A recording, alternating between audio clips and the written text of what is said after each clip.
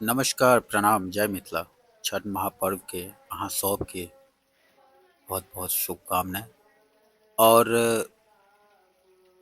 छठ मैया से हमरा एतबे रिक्वेस्ट ये कि हे छठ मैया, संसार में जते परिवार छथि, जते प्राणी छथि, सबके हर चीज हर ख्वाहिश पूरा करबै और हर परिवार के खुशी के माहौल रहे 365 डे एंड 24 आवर्स।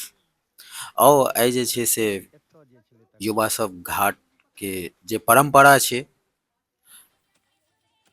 पोखरक घाट के साफ सफाई और कलाबाजी बहुत श्रद्धा छै। जते हम छठ मैया के बारे में कहब ओ सब कम छै। छठ मैया अहिना हर ख्वाहिश हमरा साथ साथ सब के पूरा करथिन। और पोखरि पर में जे छै से अहाँ सब देख सकै छियै, हर साइड युवा लागल छथि, आस्था के पर्व और अपन अपन काम कऽ रहल छथि। और ई मार्केट लागि रहल यऽ केरा के, जेकि एहि पूजा में जे छै से आओ और फर्स्ट डे नहा खाय, जेमें स्वच्छता पूर्वक जते व्रती छथि ओ खाइ छथि नमक। ई हिनकर आइ जे नमक खेलथि हँ, ओहिके बाद 3 दिन बादे खेतथि। और ई महापर्व में जते व्रती छथि, भगवान हुनका सबके शक्ति देथिन कि 4 4 दिन एहि पूजा के ओहिमे नमक वर्जित केनाइ, ओहिमे निष्ठा से रहनाइ, भगवान हर एक व्रती के शक्ति देथिन। और आओ किछ दृश्य देखा रहल छी, बहुत नीक रहल यऽ, मनमोहिक दृश्य छी। सभी माता के प्रणाम छै। ओल के चटनी छियै। अच्छा ई कदीमा के भुजिया छियै। आलू तरुआ छै, कदीमा तरुआ छै। आ अथियो छै, घी सेहो देल छै। घी तऽ आम भऽ गेलै खत्म, खरना। काल्हि हम सब नहि खेबै। अच्छा आइ ई जे काल्हि छै, खीर खेबै। अच्छा ई लास्ट छियै खाना नमक वाला। खाना लास्ट से तकर बाद फेर बुध दिन। अच्छा तकर बाद एके बेर मंगल के, काल्हि खुनी फेर खीर राति में प्रसाद जे होइ छै, काल्हि भरि दिन, मतलब नमक आब 3 दिन बादे अहाँ सब खेबै। और ई प्रसाद के लेल जे छै से कहलहुँ तऽ हर एक चीज निष्ठा के साथ अछि। ई प्रसाद के स्वच्छता पूर्वक साफ सफाई और हर चीज ध्यान रखल जाय छै। और एहि टाइम हम छत पर में छी, खास करके एहि धूप में श्रद्धा विश्वास यह चीज छै। और एते करकराइत धूप में हम एहि छत पर में, और ये हमर भाभी जी छथि, इहो सब छठ में एलथि हँ और सब अपन अपन उगैर रहल छथि छत पर में। और हनुमान जी एतऽ ज्यादा परेशान करै छथिन, तऽ ताहि चक्कर से जे छै से सब अपन अपन छत पर में प्रसाद के रखवारी करै छथि। और ई रात संध्या के टाइम छी, खरना के टाइम, जे आइ जते व्रती छथि ओ लास्ट मम्मी की बनबै छै? प्रसाद के रूप में खीर और लास्ट ई चाय पी रहल छथि। एहिके बाद फेर से 2 दिन न पानि, किछ नहीं, और बहुत पैघ व्रत सब छठ मैया के कृपाए से होइ छै। और ई खरना के सीन देखा रहल छी रात्रि के टाइम। और माता जी जते परिवार में छथिन सबके वीडियो कॉलिंग कऽ कऽ हुनका प्रणाम करवा रहल छथिन। और मैया बैसल छथि, और ई हमर चाची छथि।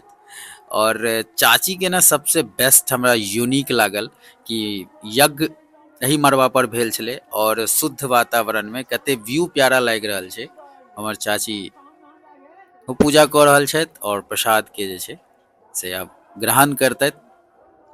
और ई हमर आदरणीय मैया, हमर सबके धरोहर, और ई बड़ा भाई पूर्व रिटायर फौज मिस्टर अमित झा, और ई भाभी छियथि। और किछ वीडियो के साथ छोड़ि रहल छी। दीदी दुनू के कऽ दही वीडियो।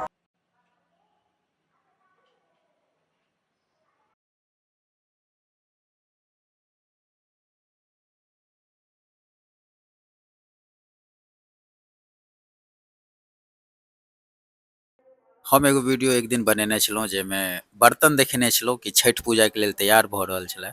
और ई इएह बर्तन छै, और ई कुशियार जे विध विधान और जे चीज होइ छै, खास करके कुशियार फेमस छै। और ई हमर माँ भगवती कुलदेवी के दर्शन कऽ रहल छी अहाँ सब। और अब धीरे धीरे जे छै से मॉर्निंग के टाइम छै और एगो खास बात देखियो, अहाँ सबके सबको पता है, एहि पूजामे जते सामग्री बनै छै ओहि सब सामग्री के नया इस्तेमाल होइ छै। चाहे वो मिट्टी के चूल्हा है, देखियो ई मिट्टी के चूल्हा छै, इहो नया इस्तेमाल भेल बनायल गेल हँ। और एखन एते सामान जते छलै एतुका सब शिफ्ट कऽ देल गेलै भगवती घरमे, ओहो सीन हम अहाँके देखायब। और चलो हम दृश्य देखबै छी, चूल्हा से लऽ के हर चीज एके बेर यूज हेतै, ओ आजुका दिन ओ नया रहै छै, तो सब सामान देखबै छी धीरे धीरे धीरे धीरे। और माँ अम्बे भगवती के घर में जे छै से धीरे धीरे सब सामान जे छै से एक जगह इकट्ठा कऽ देलहुँ हँ। और माँ भगवती जगदम्बा के फेर से अहाँ दर्शन करू, कते दृश्य नीक लागि रहल छै माता के। ई हमर कुलदेवी छियथि और माँ सबके मनोकामना पूर्ण करथिन। और साथ में जे छै से अब ई पूजा के सामग्री सब धीरे धीरे जे छै से सब रेडी भऽ रहल यऽ। और ई ओहे बर्तन छै मिट्टी के। एहि शुद्धता के लेल जे छै ना से अहाँके देहाते में मिलत, हर जगह मिलत, लेकिन शुद्ध मिक्स देहात में मिलत। और ई सब जे छै बांस के बर्तन, पित्तल के, देखियो कते सुंदर, कते मनमोहक दृश्य लागि रहल छै। आ एहि के नाम छियनि कोनिया। सूप, पथिया, कुशियार, ई मिथिला के लैंग्वेज छियै, ई मिथिला के भाषा छियै। तऽ आगाँ हर एक चीज के जे छै से मायने होइ छै, हर एक चीज के जे छै से कहानी होइ छै। और ई प्रसाद के जे ठकुआ जे होइए, टिकरी, ई सब चीज बनि रहल यऽ एतऽ। और माता राम खुद बना रहल छथि और सहयोग कऽ रहल छथिन। और सब